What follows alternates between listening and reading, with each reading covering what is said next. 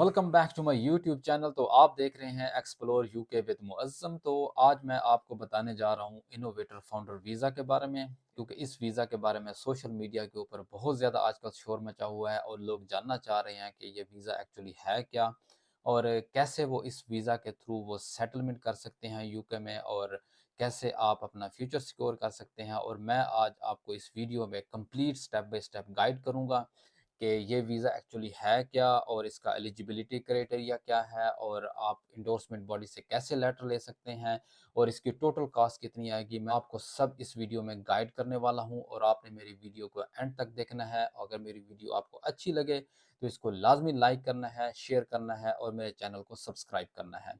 तो चलते हैं अपने टॉपिक की तरफ। तो आज का हमारा टॉपिक है innovator founder visa. What is innovator founder visa? ये एक्चुअली एक बिजनेस रूट है टूवर्ड्स सेटलमेंट इन यूके। जैसा कि पहले दो कैटेगरीज थी बिजनेस वीज़ा की, स्टार्टअप और इनोवेटर। तो दोनों को रिप्लेस करके एक नई कैटेगरी इंट्रोड्यूस करवा दी गई है जिसे हम इनोवेटर फाउंडर वीज़ा बोल रहे हैं। ये कैटेगरी एक्चुअली 13 अप्रैल 2023 से ये लॉन्च कर दी गई है। अब अगर आप बिजनेस रूट के थ्रू यूके में आना चाह रहे हैं तो आपके लिए यही सिंगल रूट है जिसके थ्रू आप यहाँ पे आ सकते हैं और अपनी सेटलमेंट कर सकते हैं विद फैमिली। ये एक्चुअली ये शॉर्ट रूट है।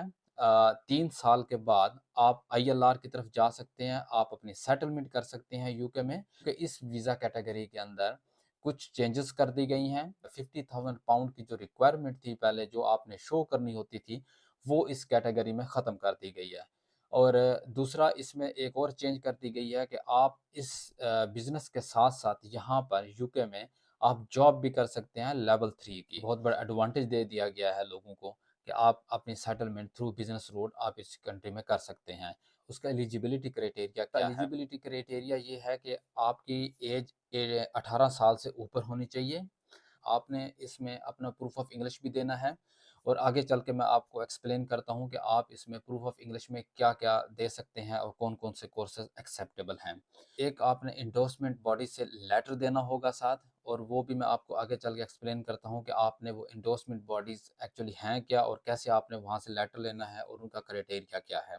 और अपने बिज़नेस के लिए आपने मैक्सिमम फंड्स शो करने होंगे। जैसा कि आपका बिज़नेस अगर 10,000 पाउंड से या 15,000 पाउंड से स्टार्ट हो सकता है इस कंट्री में, तो आपने वो 15,000 शो करने होंगे। दूसरा आता है मेंटेनेंस फंड्स, जो 1270 पाउंड हैं, आपने लास्ट 28 डेज़ के आपने शो करने होंगे। अगर आप सिंगल अप्लाई कर रहे हैं तो 1270 हैं आपके, और अगर आपका डिपेंडेंट आपके साथ आ रहा है तो आपने 285 पाउंड उसके भी शो करने होंगे। आपका एक बच्चा है तो आपने 315 पाउंड उसके भी शो करने होंगे। फिर उसके बाद बच्चा है, दूसरा है, तीसरा है या चौथा, जितने भी बच्चे हैं तो उसका 200 आपने ऐड करते जाना है इसके अंदर। तो ये आपने मेंटेनेंस फंड्स आपने शो करने होंगे इनको। ये है आपका एक्चुअली जो रिक्वायरमेंट है, जो एलिजिबिलिटी है इसकी। और अब बात करते हैं इसका वीज़ा प्रोसेसिंग टाइम। अगर आप आउटसाइड द यूके अप्लाई कर रहे हैं तो 8 टू 12 वीक्स का टाइम है वीज़ा प्रोसेसिंग का, और अगर आप इनसाइड द यूके अप्लाई कर रहे हैं तो 8 वीक्स का टाइम है आपका। 8 वीक्स में आपको रिस्पॉन्स मिल जाएगा। और इसमें डॉक्यूमेंट्स आपको जो चाहिए होंगे, आपका पासपोर्ट चाहिए होगा, आपको एंडोर्समेंट बॉडी से जो लेटर होगा वो आपको सबमिट होगा, और उसके बाद आपका टीबी टेस्ट इसमें चाहिए होगा। ये आपने जो वीज़ा अप्लाई करते वक्त सबमिट करवाने होंगे। अब बात करते हैं इंग्लिश रिक्वायरमेंट की। इंग्लिश रिक्वायरमेंट में आपको आपका आइल्स यूकेवीआई मिनिमम 5.5 बैंड के साथ होना चाहिए, या आप लैंग्वेज सर्ट भी एक इंग्लिश कोर्स होता है जो सेल्ट B2 33 स्कोर के साथ होना चाहिए, वो भी एक्सेप्टेबल है। अदर देन दैट आपके पास पीयर्सन अगर कोर्स है वो 59 स्कोर के साथ एक्सेप्टेबल है, और पीएसआई सर्विस अगर आपने किया हुआ है तो वो जस्ट पासिंग सर्टिफिकेट हो वो भी एक्सेप्टेबल है। ये है इंग्लिश क्राइटेरिया, जो 3 से 4 कोर्सेज में से आपने कोई सा भी किया हुआ हो तो वो एक्सेप्टेबल है। तो फिर आता है इंडोर्सिंग बॉडी से आपने लेटर कैसे लेना है। सबसे पहले आपने ये समझना होगा कि ये इंडोर्सिंग बॉडी है क्या। ये एक एंटिटी है, एक ऑर्गेनाइजेशन है जो अप्रूव्ड है होम ऑफिस से।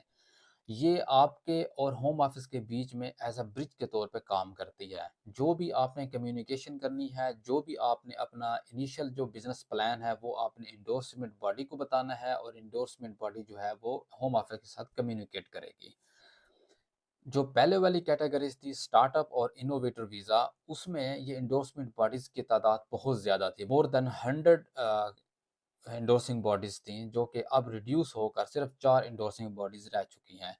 ये अप्रूव्ड होती हैं होम ऑफिस से और इनको अथॉरिटी होती है कि ये आपको लेटर इश्यू कर सकती हैं, जिसकी बेस के ऊपर आपने फिर वीज़ा अप्लाई करना है।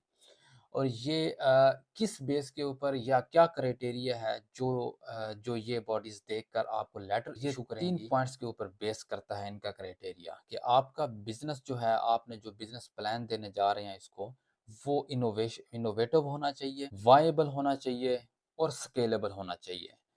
अब अब मैं इसको एक्सप्लेन करता हूँ, इनोवेटिव का क्या मतलब है? इनोवेटिव का मतलब है कि आपका बिज़नेस आइडिया जेन्युइन होना चाहिए, यूनिक होना चाहिए और यूके मार्केट में गैप को कवरिंग करने वाला हो। और सेकंड आता है वाएबल। वाएबल का मतलब है कि जो नेसेसरी स्किल्स, नॉलेज या एक्सपीरियंस आपको इस बिज़नेस को रन करने के लिए चाहिए, वो आपके पास होना चाहिए। और थर्ड नंबर पे जो आता है स्केलेबल। स्केलेबल का मतलब है कि आप इस बिज़नेस के थ्रू मैक्सिमम जॉब्स क्रिएट कर सकें और आप यूके मार्केट के अंदर इकोनॉमी में आप कंट्रीब्यूट कर सकें। तो ये अगर आप तीनों क्राइटेरिया आपका अगर आपका बिज़नेस इन तीनों क्राइटेरिया को मीट कर रहा है, आपका बिज़नेस प्लान मीट कर रहा है, तो आपको एंडोर्सिंग बॉडी लेटर इश्यू कर देगी। और वो लेटर आपने अपने डॉक्यूमेंट्स के साथ, जो मैं पहले बता चुका हूँ, अपना जितना भी क्राइटेरिया है, आप बाकी चीज़ों को फुलफ़िल करते हुए आप वीज़े के लिए एलिजिबल हैं और आप वीज़ा अप्लाई कर सकते हैं। और ये एंडोर्सिंग बॉडीज़ जो है, ये सारा प्रोसेस फ्री में नहीं करती। इसके लिए उनकी फ़ीस है, वो चार्ज करेंगी आपसे। जब आपने इनिशियल अपना बिज़नेस प्लान उनको देना है, तो आपसे वो £1000 चार्ज करेंगी। और उसके बाद ये 2 पॉइंट ऑफ कॉन्टैक्ट आपके साथ करेंगी विद इन 3 इयर्स। जब आप यहाँ पे आ जाते हैं यूके में, आपने अपना बिज़नेस स्टार्ट कर दिया है, तो 12 मंथ के बाद, 1 साल के बाद आपके बिज़नेस को असेस करेंगी दोबारा और रिपोर्ट करेंगी होम ऑफिस को, और उसके लिए ये 1000 फिर चार्ज करेंगे आपसे। उसके बाद 2 साल का पीरियड गुज़रेगा, 24 मंथ के ऊपर आकर ये दोबारा असेसमेंट करेंगी आपके बिज़नेस को, क्या आपका बिज़नेस सही जा रहा है, आप क्राइटेरिया को मीट करते जा रहे हैं।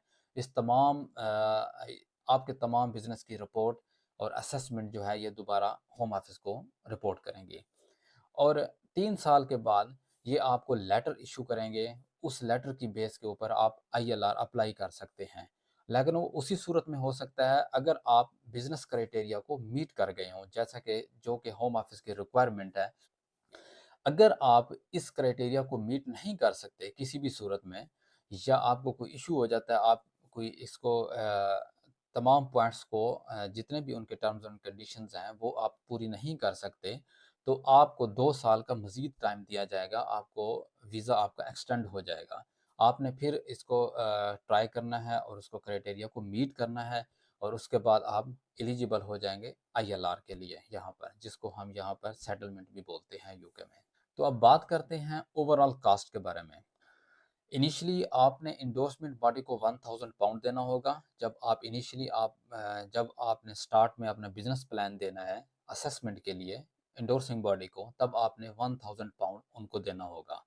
जब आपको वो लेटर इश्यू कर देती हैं, आपका बिज़नेस प्लान अप्रूव हो जाता है और आपको एक लेटर इश्यू कर दिया जाता है, जिसके बिहाफ़ पर फिर आप वीज़ा अप्लाई करते हैं।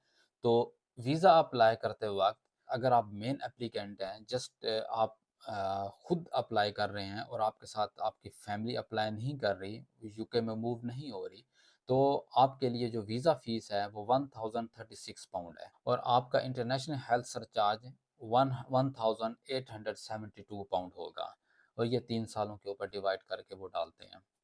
अगर आप अपने वाइफ को साथ लेकर आ रहे हैं, अपने डिपेंडेंट को साथ लेकर आ रहे हैं और आपके साथ बच्चे भी आ रहे हैं, अडल्ट की फ़ीस यही रहेगी, लेकिन जो बच्चों की फ़ीस है वो स्लाइटली वेरी करती है, वो आप वेबसाइट से उसको देख सकते हैं। मैं आपको डिस्क्रिप्शन बॉक्स में लिंक भी दे दूँगा और आपने वहाँ से जाकर देख लेना है। ये सारी इन्फॉर्मेशन मैंने कहाँ से ली है, और मैं आपको सोर्स भी बता देता हूँ। वैलिड सोर्स है, ऑथेंटिक सोर्स है। अगर आपने भी यूके के रिलेटेड कुछ भी इंफॉर्मेशन लेनी हो तो आप www.gov.uk से आपने लेनी है, ऑथेंटिक सोर्स है यहाँ पर। अगर आपने कुछ भी इंफॉर्मेशन लेनी है किसी भी वीज़ा कैटेगरी के बारे में और किसी और चीज़ के बारे में, तो यही ऑथेंटिक सोर्स है, यहाँ से आपको वैलिड इंफॉर्मेशन मिलेगी। मैं इसका लिंक नीचे डिस्क्रिप्शन बॉक्स में भी दे रहा हूँ, आप वहाँ से रीड आउट कर सकते हैं खुद भी। अगर आपको मेरी वीडियो अच्छी लगी हो तो आपने लाजमी लाइक करना है, शेयर करना है और मेरे चैनल को सब्सक्राइब करना है, क्योंकि मैं आपके लिए ढेर सारी ऐसी इन्फॉर्मेशन लाता हूँ जो कि आपके लिए यूज़फुल है। Thank you for watching.